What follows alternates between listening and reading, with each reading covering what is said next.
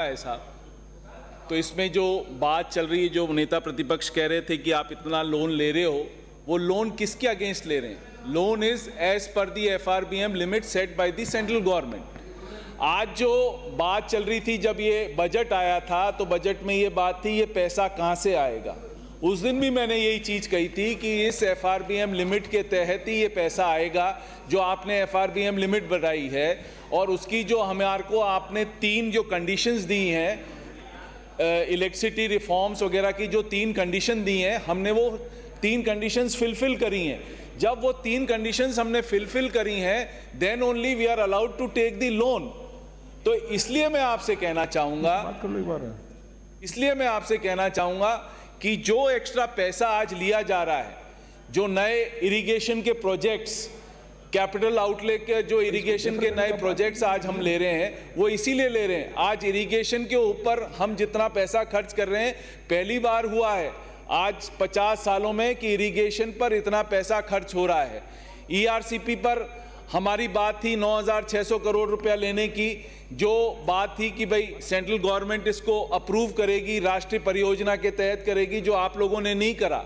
जो पूरे ईस्टर्न राजस्थान के लिए आपने कटोरा घात आपके लिए साबित करा, तो फिर भी हमारे मुख्यमंत्री महोदय ने 9,600 करोड़ रुपया जो ERCP के लिए करा, उस सब के लिए तो आज ये डिमांड्स हमने क्रिएट करी हैं। आज हम डिमांड्स क्रिएट नहीं करेंगे, एक्स्ट्रा लोन नहीं लेंगे, क्योंकि आज जो मंदी पूरे देश में छाई हुई है, जो आप बात करते हैं कि भाई हमारा GST बढ़ रहा है, GST क्यों बढ़ेगा? आपका इन्फ्लेशन बढ़ चुका है, इसलिए आपका GST कलेक्शन बढ़ रहा है। आपका इन्फ्लेशन लेवल आज 12 से 13% है, और उतना ही इंक्रीज आपका GST का हो रहा है। तो जो इन्फ्लेशन ये सरकार, केंद्र सरकार कंट्रोल नहीं कर पा रही है, आज उसकी वजह से हमारे को सबको इस देश में प्रॉब्लम आ रही है। आज average inflation, consumer inflation is to the tune of 12.5%, unprecedented. पिछले 50 सालों में इतना इन्फ्लेशन नहीं बढ़ा। इतना इन्फ्लेशन बढ़ने से ही ये सिर्फ बात करते हैं कि हमारा GST का कलेक्शन बढ़ गया। GST का कलेक्शन जब पहले 40 रुपए किलो लोहा होता था, आज की डेट में वो 85 रुपए 70 रुपए तक पहुंच गया। वो कलेक्शन बढ़ेगा ही बढ़ेगा। सीमेंट प्राइसेस आप देखो कहां जा रही हैं। जितने आपके मेटल्स हैं, the prices have increased 1.5 times. So अपने आप ही आपका GST कलेक्शन बढ़ेगा। GST में आप यदि ये देखें पर consumption, per capita consumption human, उसमें कि भाई कितना कंजम्पशन हुआ है, तो अल्टीमेटली आप देखते हो उनका प्रोडक्शन तो कम हुआ है, बट उनकी रेटें बढ़ गई, इसलिए आपका GST कलेक्शन हो गया। आज GST कलेक्शन होने के बाद आज ये हमारे को लोन क्यों लेना पड़ रहा है?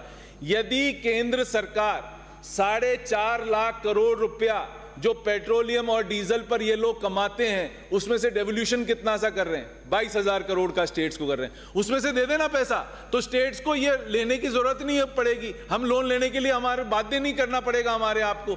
उसमें तो सरचार्ज लगा दिया आपने, एक्साइज ड्यूटी को हटा दिया। स्पेशल एक्साइज ड्यूटी के नाम से आप वो पैसा सिर्फ सेंटर में रख लेते हैं। और वो किस नाम से रख रहे हैं? वो सिर्फ उस नाम से रख रहे हैं कि 4.5 लाख करोड़ रुपए इनने सिर्फ पेट्रोलियम और डीजल। पहली बार हुआ है देश में जब पेट्रोलियम और डीजल की prices all around the world घट रही हैं, तब भी सरकार ने पेट्रोलियम और डीजल की प्राइसेस कम करना नहीं सोचा समझा। आप देखिए, जब 100 रुपए बैरल का, 100 रुपए डॉलर पर बैरल का क्रूड ऑयल था, आज की डेट में वो 88 रुपीज है। प्राइसेस तो आप बढ़ा देते हो, जैसे जैसे डॉलर बैरल पर प्राइस बढ़ रही थी, वो तो आपने प्राइस बढ़ा दी। जब घटाने की बात आई, जब 100 रुपए से लेके 88 रुपीज हो गया, तो आपने कुछ भी नहीं करा। क्यों नहीं करा साहब? जैसे आप बढ़ा सकते हो वैसे आप घटा क्यों नहीं सकते हो? आप आम आदमी को रिलीफ ही नहीं देना चाहते। इशू ये है सबसे बड़ा कि आम आदमी को ये सरकार, कोई मोदी सरकार कोई रिलीफ नहीं देना चाहती। आप हालत देखिए, जितना लोन आप जो बात कर रहे थे कि आप ये लोन क्यों ना, आप सेंट्रल गवर्नमेंट का लोन देखो ना साहब कितना बढ़ गया। 57, जब हमारी सरकार 2014 में गई थी तो 57 लाख करोड़ का लोन छोड़ के गई थी। आज की डेट में कितना लोन है?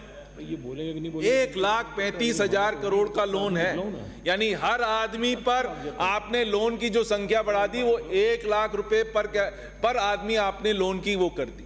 और फिर आप कह रहे हो कि आप कहां से ले रहे हो? आपने हमारा गला तो भींच रखा है। हमारे को सिर्फ डेफिसिट फाइनेंसिंग के अलावा हम कर क्या सकते हैं? हमारे पास है क्या? हमारे पास 5 तो रेवेन्यू के साधन, छठा साधन नहीं छोड़ रखा। आपने जीएसटी लाके जो स्टेट्स की सॉवरेनिटी थी वो खत्म कर दी। आपने पहली बार हुआ है डेमोक्रेसी में, ये डेमोक्रेसी का ये भी पार्ट है जो करेक्ट डेवल्यूशन है, जो redistribution of the taxes between center and the state should have been in the proper manner. This is a part of the democratic system. You have forgotten the democratic system. आपकी जो मर्जी आ रही है वैसा आप काम कर रहे हो। आप कोई ऐसा काम नहीं कर रहे हैं जिससे कि स्टेट्स को, जहां आपकी रूलिंग गवर्नमेंट है वहां पर आप ये बात कर लेते हो कि भाई हमारे को ये आप पैसा दे देते हो अपनी स्टेट्स के अकॉर्डिंग। हमारे को तो कुछ पैसा मिलता नहीं, तो हम कहां से जाएंगे? हमें तो हमारी जो FRBM लिमिट की हमारी जो कंडीशंस हैं उसके तहत हम लोगों ने ये लोन ले रहे हैं, सो दैट हम अपने ये जो लोन का पैसा है, हमारे जो असेट्स बन रहे हैं उस पर हम खर्च करना जा रहे हैं। मैक्सिमम पैसा इस अप्रोप्रिएशन में आप देखोगे ऑन इरिगेशन एंड एक सेकंड। मैंने सवेरे आपके चैम्बर में